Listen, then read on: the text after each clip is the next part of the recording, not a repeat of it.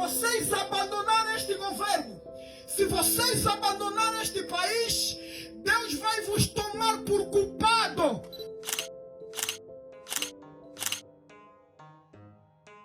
Não é de hoje que vemos membros religiosos a desfilarem com camisolas de partidos políticos e pastores a blasfemarem a autoridade divina, dizendo que Deus mostrou para eles que as pessoas devem votar no candidato X ou candidato Y. Não é novidade para ninguém que certas igrejas se submetem aos caprichos dos partidos políticos por motivos financeiros. Já não espanta quando ouvimos líderes religiosos a entregarem o que é de Deus a César e dizerem que César é o enviado de Deus. Eu fico tão admirado com esses líderes religiosos ao ponto de questionar-me: será que é necessária essa perversão toda dentro da igreja? É mesmo necessário politizar a igreja e usar Deus para fins políticos? Deus fala tanta coisa a esses líderes religiosos que de uma coisa tenho a certeza: eles não vão subir aos céus. O céu é que virá ao encontro deles aqui na terra, em forma de meteorito. Achas que uma igreja pode ser politizada? Seja bem-vindo.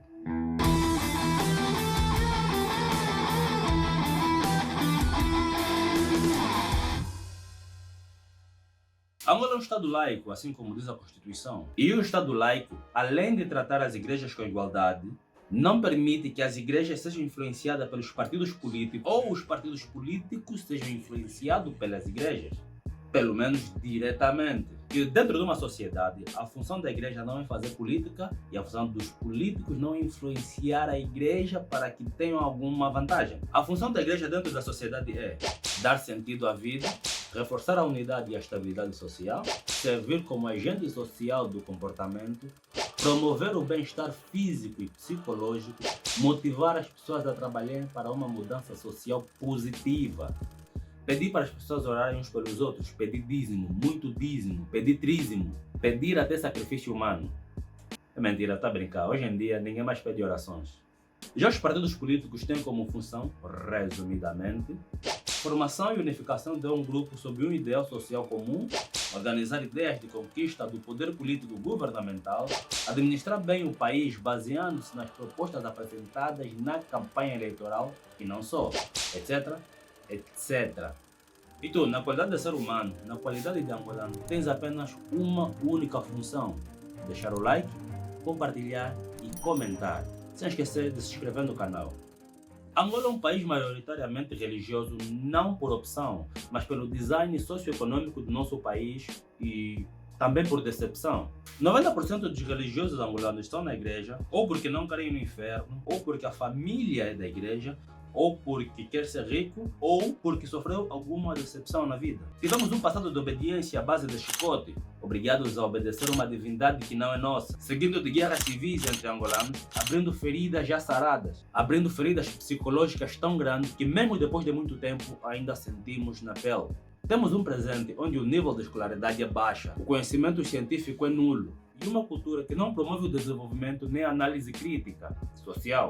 As únicas coisas boas que temos são o nível de pobreza intelectual e financeiro elevado, o imediatismo, a vontade de enriquecer sem trabalhar e uma fé sobrenatural, a capacidade de acreditar em divindades sem mesmo questionar a idoneidade do próprio profeta.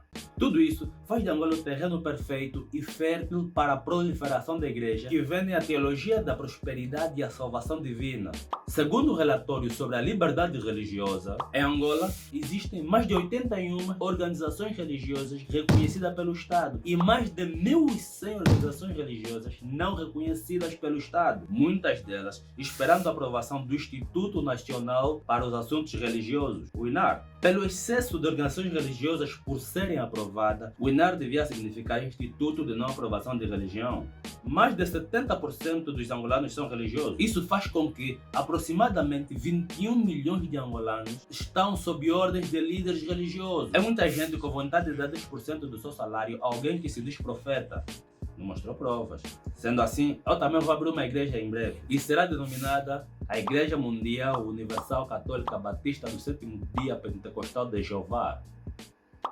Só vai ao reino de Deus aquele que morre, literalmente. Evangelho de São Miguel, capítulo 102, versículo 145.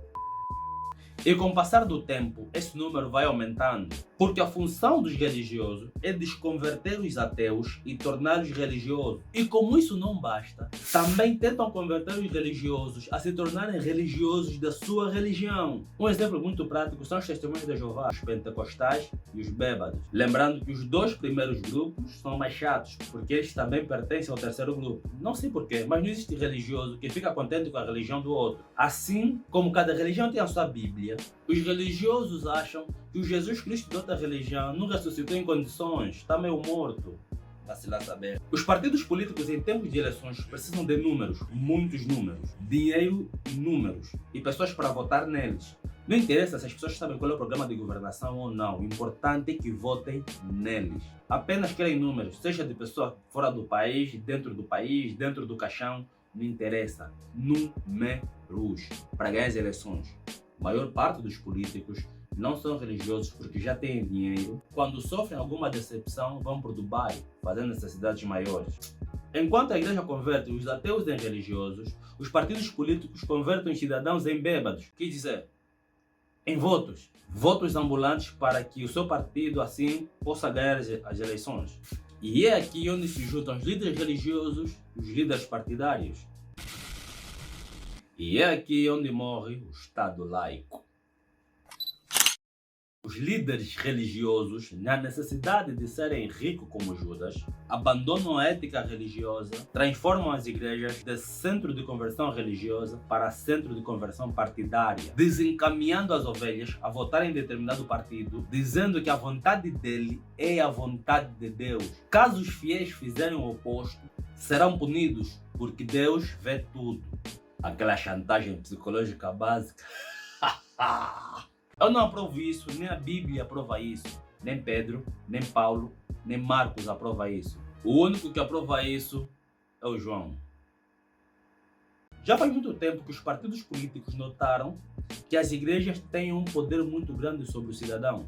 Então vão até as mesmas, prometendo abençoar os líderes religiosos para que seus fiéis votem nele e assim eles ganham as eleições, para terem a oportunidade de governarem de verdade e mais uma vez fazerem nada. Hoje em dia, há mais igrejas atrás de patrocínios partidários do que cantores atrás da clé. Por isso, temos visto muitas igrejas partidarizadas se escondendo sobre os nomes que os verdadeiros fundadores deram. Ieia, Ieca, Ieba.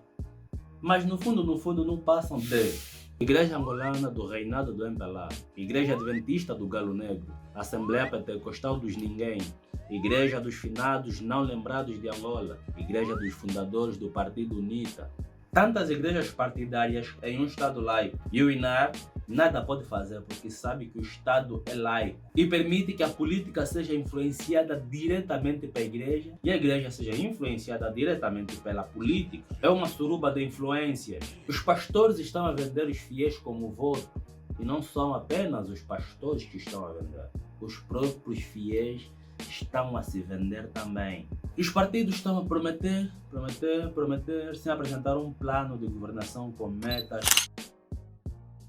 E sim, a igreja pode fiscalizar sim as eleições, sem problema nenhum, desde que faça de forma correta e sincera. Isto tem a ver com uma das funções da igreja, lembram? Reforçar a unidade e a estabilidade social. Depois de tudo isso, chegou a uma conclusão. Os partidos são os cota-de-lexos e a religião virou uma influenciadora digital. Achas que uma igreja ainda pode ser partidária? Comente aí.